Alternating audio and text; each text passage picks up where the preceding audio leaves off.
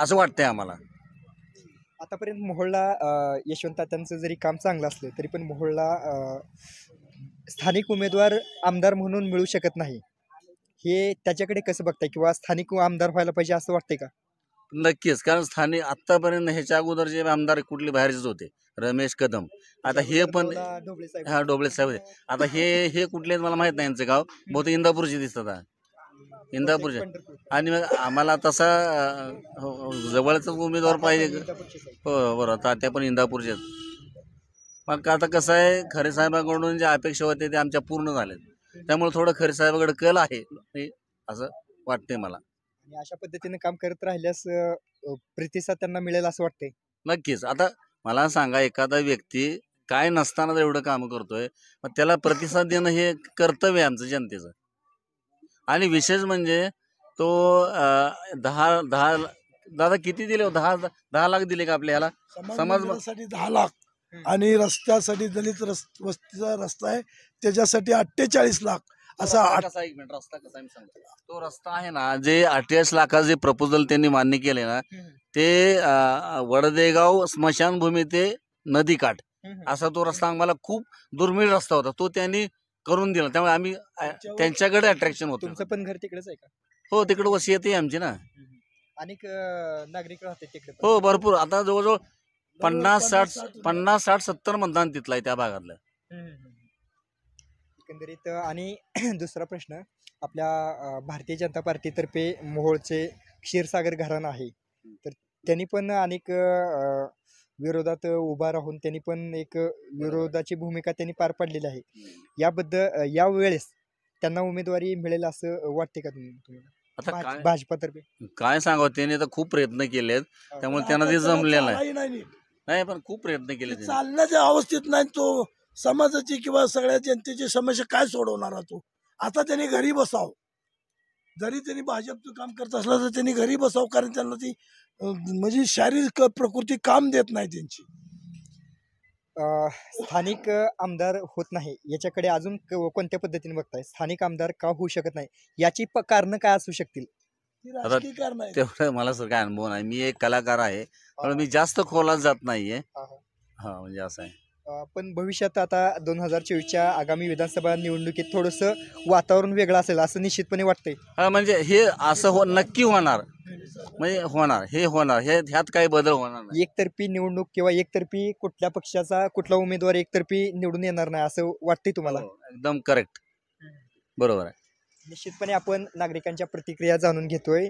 खरं तर या गावात लोकप्रतिनिधी म्हणून आमदार यशवंत तात्या माने यांनी देखील काही कामं केली असली तरी पण आपण बघू शकताय की जो अलीकडेच 6 कोटींचा निधी 17 गावामध्ये वितरित केला, त्याच्यामध्ये अनेकांनी अनेक गावांपैकी वडदेगाव हे सुद्धा गाव होतं आणि या गावातील बेगमपूर आहे, अर्धनारी आहे. निश्चितपणे. आणि या गावातील नागरिकांनी त्या निधीसाठी भरभरून अशा प्रतिक्रिया राजू खरे या शिवसेना शिंदे गटातील जे नेते आहेत त्यांच्याबद्दल नोंदवलेलं आहेत. आणि एकंदरीत असंच काहीसं चित्र मोहोळ तालुक्यामध्ये आणखीन काही गावामध्ये आहे का हे पाहणं उत्सुकतेचं असेल, कारण मोहोळ विधानसभा मतदारसंघ म्हटलं की राष्ट्रवादीचा आणि पर्यायाने अनगर घराण्यातील पाटील अनगर येथील पाटील घराण्याचा बालेकिल्ला म्हणून ओळखला जातो. आणि मोहोळ तालुक्यातील मतदारांनीही प्रत्येक वेळेस त्यांना भरभरून अशी मतं दिलेली आहेत. मोहोळ आता 2 झाल्या. शरद पवार साहेबाकडे जायचं का इथं अजित पवाराकडे जायचं? ती त्यांच्या केलेल्या कर्तव्याचं पाप फेडायला ते तिथं गेलेले. आम्हाला त्यांचं घेणे देणं काय नाही. आम्हाला कोण ओळखते आम्ही त्याच्याशी जाऊ. त्यांनी मोठं व्हायचं ना आम्ही आपलं शेणात पडायचं. ही किती दिवस आम्ही काढणार दिवस? निश्चितपणे राजकीय संभ्रमावस्था असल्यामुळे मतदार ही संभ्रमावस्थेत आहेत आणि एकंदरीत काहीसे चित्र मोहोळ विधानसभा मतदारसंघातील असेल असं वाटतंय. आणि एकंदरीत प्रत्येक वेळेस कसं असेल, एकतर्फी मोहोळ तालुक्याचं चित्र हे एकतर्फी राष्ट्रवादीचा बालेकिल्ला असायचा, परंतु आता राष्ट्रवादीत ही 2 गट झाल्यामुळे नागरिक ही आणि पर्यायाने मतदार ही संभ्रमावस्थेतच आहेत. असंच काहीसं चित्र मोहोळ तालुक्यातील वडदेगाव सारख्या अनेक गावामध्ये पाहायला मिळतंय. आपण या ग्राउंड रिपोर्टमध्ये इथेच थांबूयात. भाग 2 आपला पुढील गाव असेल तुमचं? गोपीनाथ मस्के. हा गोपीनाथ भाऊ हा. अ, आमदार कोण आहेत तालुक्याचे? बरं आहे आपले दिलीप माने, यशवंत यशवंत माने, तात्यांचं. यशवंत माने. हा, बरं. यशवंत माने. आता लोकसभेनंतर विधानसभा आमदारकीच्या निवडणुका लागतील. बरं. मग आतापर्यंत तुमच्या गावामध्ये कामं काय काय झाली ते? काम होय, काय काम अजून तर काय झालेले नाहीतच काय. हा. हा, झालं नाही ते? नाहीत काम आमची इकडे तर काम काय नाहीत या भागात. तुमच्याकडे येतो, एक मिनिट थांबवतो तुम्हाला. कोणत्या कोणत्या समस्या आहेत तुमच्या? आम्हाला काही रस्ता पाहिजे, आमचे लहान लेकरं शाळेला जायची, हा. पावसाळ्यात जायची आपलं होती, पाऊस पाणी दळणाची, दवाखान्यात जायची आपलं होती. असताना रस्त्याच्या वाड्यात पाणी येतं, तुम्ही बघितलं त्या वाड्यात पाणी असतं, कबरेवाड्याच्या डोक्या मग असं कॅनलने जावं लागतं. मग त्या वड्यात पाणी असताना मग तिथे काय छोटासा पूल वगैरे बांधायला आता काय? कोणी बांधा, मोठे शेतकऱ्याची अडवते ते, आपल्याला माणसं नसते ते. हा. हा. म्हणजे ह्या समस्या आहेत म्हणायचं तुम्हाला. हम्म. मग काय आतापर्यंत आपल्या तालुक्यात बाहेरचा आमदार बाहेरचा असतोय? आमदार नाही झाला, तिकडं असंच करतो, तिकडं जातो. म्हणजे आम्ही वडच्या गाव एकाच आमदारचा ह्या नाही. कसलाच आमदार म्हणजे कुठला बी उद्या. गेल्या वेळेस कोणाला मतदान केलं? गेल्या वर्षी आम्ही आंबेडकराला केलं. प्रकाश आंबेडकर, वंचित बहुजन आघाडी. आमदार केला, खासदारला केलं. खासदार केला, आमदार केला कोणाला? आमदार कोण होतं ते आपल्याला ध्यानात नाही. ते लक्षात नाही. यावेळेस कोणाला करचाल? येईल ते नवीन, आता कोण होते त्यालाच रस्ता करणाऱ्याला आम्ही देऊ मतदान. तात्यांनी जर इथं कामं वगैरे केली तर तात्यांच्या पाठीमागे थांबणार. हा, जाऊ. बरं. आपलं आमचा एका झालं ना झालं काय झालं साहेब. निश्चितपणे. कसं मग तालुक्याचं कोण पुढील आमदार कोण असेल असं वाटतंय? काय बाहेर राजू खरे. हा. खरं साहेब आहेत. कशावरून काय म्हणताय, काय बघितलं तुम्ही? बघितले मी रस्ता मंजूर करेल त्याच्या भाग आम्ही हाय मग. तात्यांनी पण त्यांचा पण विकास चालू आहे इकडे तिकडे. हा, इकडं पण झालाय की आता चालू करणार आहेत. मोहोळ तालुक्यातील काही तुमचं वडदेगाव असेल, येनकी, मिरी, आरबोळी ह्या भागात थोडस विकास कमी आहे असं वाटते का? तुम्ही फिरत असाल त्या भागाने एकाच आहे, पण ह्या भागात कुठे एकाच एवढा नाहीच का? हे काय होतं, सरहादेवर गाव आहे आमचं बाउंड्रीवर. हा. मग तिकडे आमदार येत नाही, खासदार सुद्धा येत नाही लवकर. रस्ता खराब कच्चा रस्ता आहे, आवडीपासून इथवर आमच्या बेगनपूरला जास्त रस्ता बाजूला आहे. तुम्हाला सोलापूर जिल्ह्याचा खासदार कोण आहे माहिती आहे का? सोलापूर जिल्हा खासदार माहिती, हे काय स्वामी स्वामी आहेत. हा. जे सिद्धेश्वर स्वामी हा. खासदार. 30 खासदार आहेत. एकंदरीत पुन्हा लोकसभा झाल्या, 19च्या लोकसभा झाल्या आणि पुन्हा 24च्या लोकसभा निवडणुका आलेत. एकंदरीत विधानसभाबद्दल असेल किंवा लोकसभेबद्दल एकंदरीत लोकप्रतिनिधी म्हणून ह्या भागात यायला कमी पडलेत का असा एक प्रश्न उपस्थित होतो. आणि आणखीनही काही नागरिकांना सोलापूर जिल्ह्याचे खासदार कोण आहेत हे पटकन सांगता येत नाही. म्हणजे ही एक शोकांतिका म्हणावं लागते. हा चूक त्यांचा नाही, परंतु त्यांचा जनसंपर्क कमी असल्यामुळे किंवा एकंदरीत होणारी कामे म्हणावी तशी झालेली नाहीत, त्या प्रमाणात ह्या नागरिकांच्या प्रतिक्रिया येताना दिसत आहेत. त्यांच्याशी आपण एकंदरीत संवाद साधण्याचा प्रयत्न करूयात.